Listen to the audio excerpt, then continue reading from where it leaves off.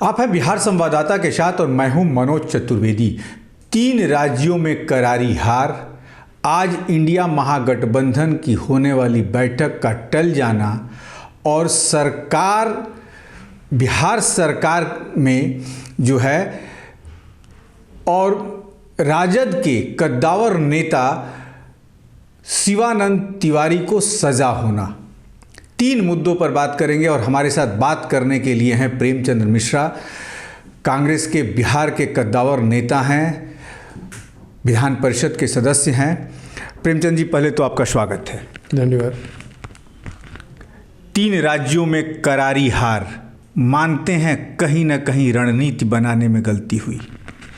इसको करारी हार करके आप लोग जितना उत्साह से प्रचार कर रहे हैं, ये करारी हार कैसे हो गया?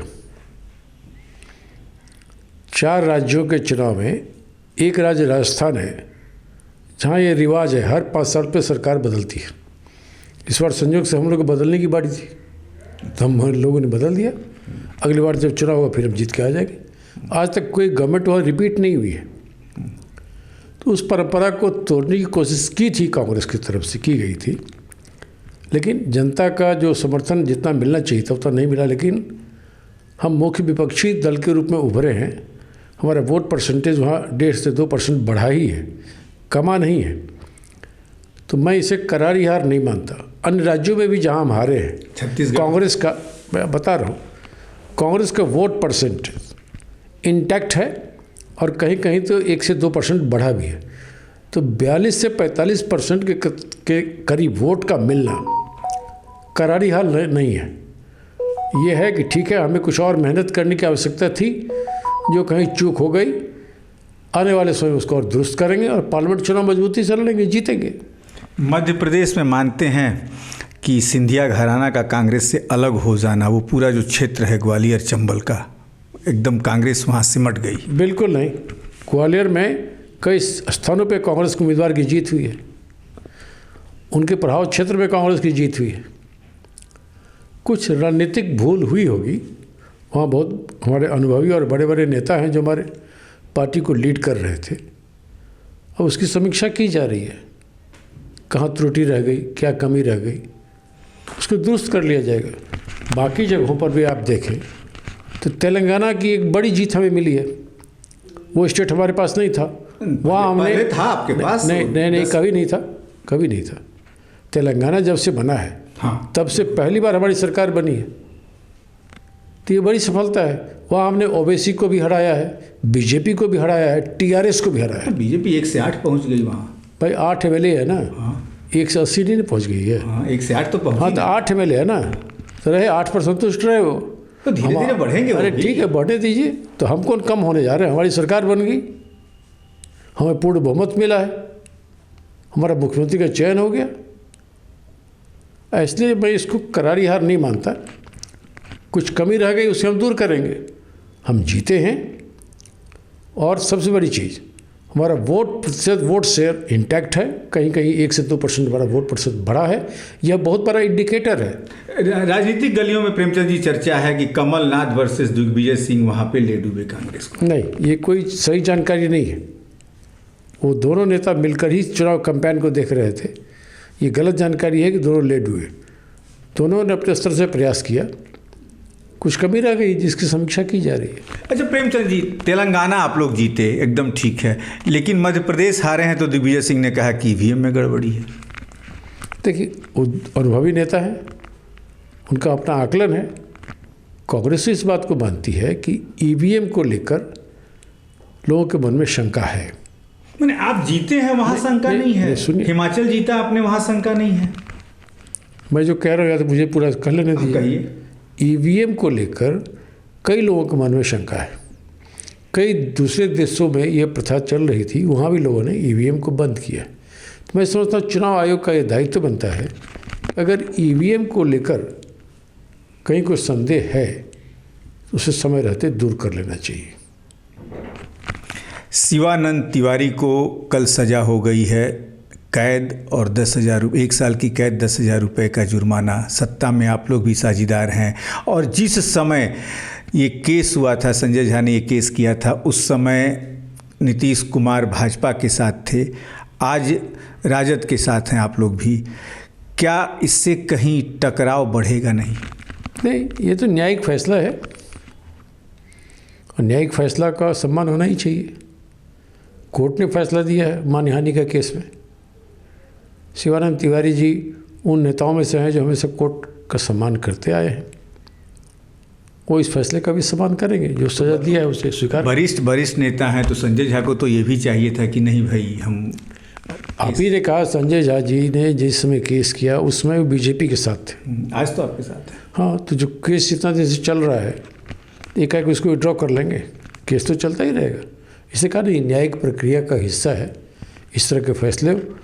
जो भी कोर्ट फैसला देती है मैं समझता हूँ दोनों पक्ष उसे स्वीकारेंगे और उसे सम्मानपूर्वक ग्रहण करेंगे। इंडिया गठबंधन की आज बैठक थी। पहले उमर अब्दुल्ला ने कहा कि हम इससे अलग हैं अभी, ममता बनर्जी, फिर केजरीवाल, फिर नीतीश ने कह दिया कि बीमारी का बहाना किया कि हम नहीं जा रहे हैं। बैठक टल गई। देखिए इंडिया, क्या आप मानते हैं कि अब इंडिया गठबंधन का भविष्य कहाँ है? सब लोग छिटक रहे हैं। कोई नहीं छिटका था लोग एनडीए से। जब जदयू वहाँ से हट गई, शिवसेना हट गई, अकाली दल हट गया, छिटकना उसको कहते हैं। आज ही नीतीश जी का बयान आया है कि अगला तिथि का जो निर्धारण हुआ उसमें वो बैठक में भाग लेंगे, लालू जी भी भाग लेंगे। चूँकि इस गठबंधन में लगभग 2 दर्जन से अधिक प्रमुख नेता हैं शामिल, जिनकी अपनी व्यस्तताएँ होती हैं। नीतीश जी ने खुद कहा है कि वो सर्दी खांसी बुखार से पीड़ित थे, इस वजह से नहीं गए। अब हर चीज़ का लोग राजनीतिक मायने निकालने लगते हैं। तो नीतीश ये जो अटकलबाजियाँ कर दिया था कि कौन जाएगा वहाँ पे। ठीक है, जब नीतीश जी, लालू जी तैयार थे जाने के, तेजस्वी हाँ, तो नहीं हुआ, बैठक किसी कारण से रोक दी गई। अब उसका तिथि निर्धारण हो गया, 17 तारीख को बैठक होगी, उसमें सभी लोग शामिल होंगे। फिर हम लोग मिल बैठ कर तय करेंगे अगले लोकसभा के लिए हमारी क्या रणनीति बनेगी, हमारा कैसे प्रचार प्रसार होगा, कैसे कैंपेन का स्वरूप होगा, कैसे सीटों का निर्धारण होगा। ये तमाम चीज़ों पर चर्चा होनी अभी बाकी है। प्रेमचंद जी, नीतीश से क्यों इतनी मतलब दूरी कांग्रेस बना रही है? शुरू से उनको कन्वेनर बनाने की बात थी, लालू यादव जी ने उसका ये किया कि नहीं अभी कोई ज़रूरत नहीं है।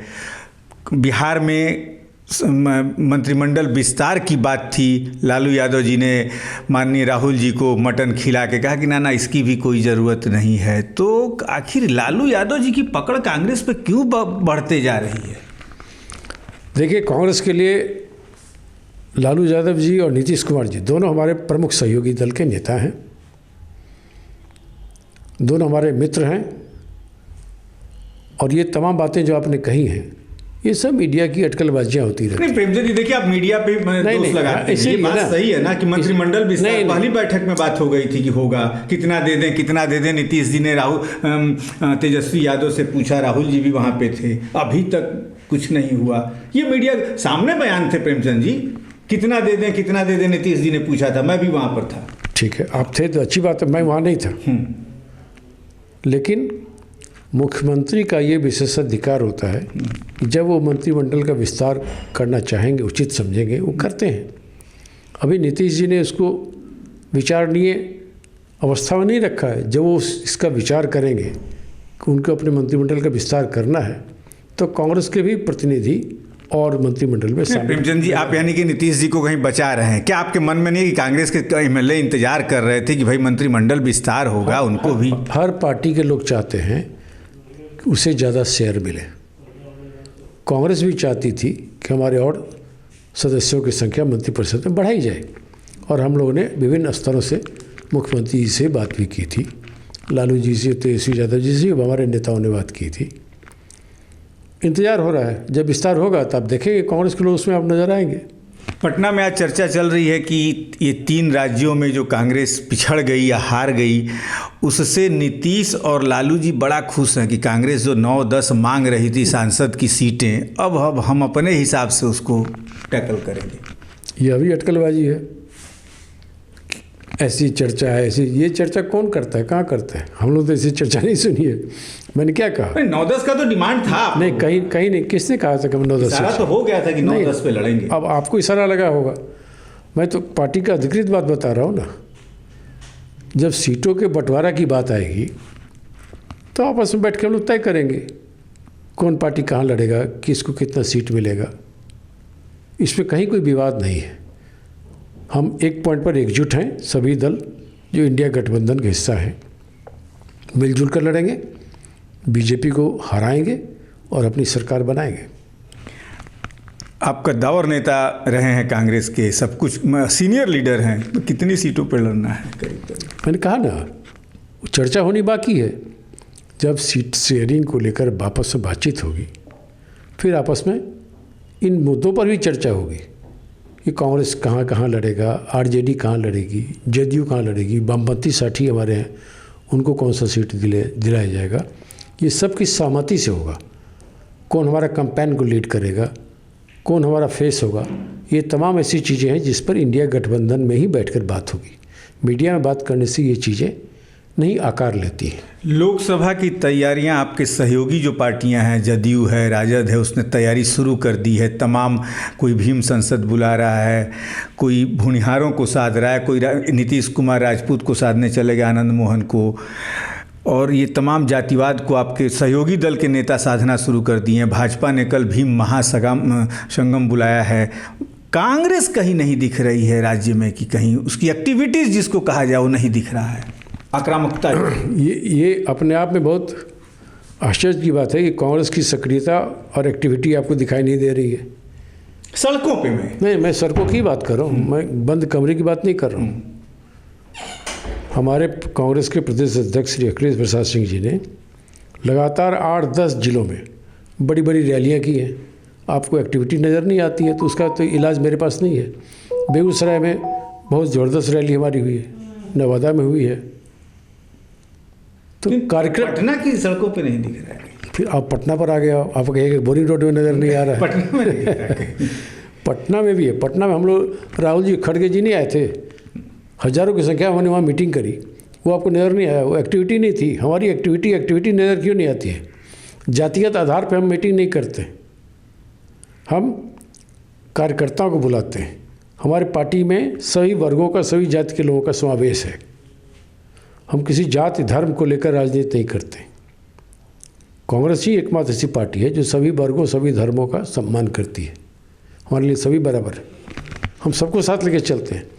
जातिगत आधार पे वो लोग बात करते हैं जिनके पास कोई वैचारिक आधार नहीं होता है। कांग्रेस वैचारिक आधार पर राजनीति करती है और वैचारिक आधार पर हम राजनीति आगे भी करते रहेंगे।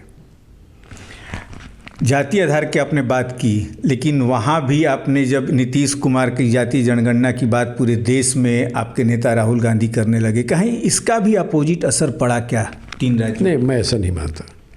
हर एक राज्य के स्थानीय चुनावों के अलग अलग इश्यूज होते हैं, अलग अलग कारण होते हैं। मैं इसलिए आपको बार बार जोर दे के कह रहा हूँ, इन राज्यों में हमारा वोट शेयर कम नहीं हुआ है, वो थोड़ा थोड़ा बढ़ा है। 1-2% और बढ़ जाता तो आप देखते कि हम छत्तीसगढ़ में जीत जाते, राजस्थान में जीत जाते। और इन सभी राज्यों में जहाँ हम हारे हैं, हम मुख्य विपक्षी दल के रूप में उभरे हैं। मैं आपको बताऊँ, चारों राज्यों को मिला के कांग्रेस 233 विधायक जीती है।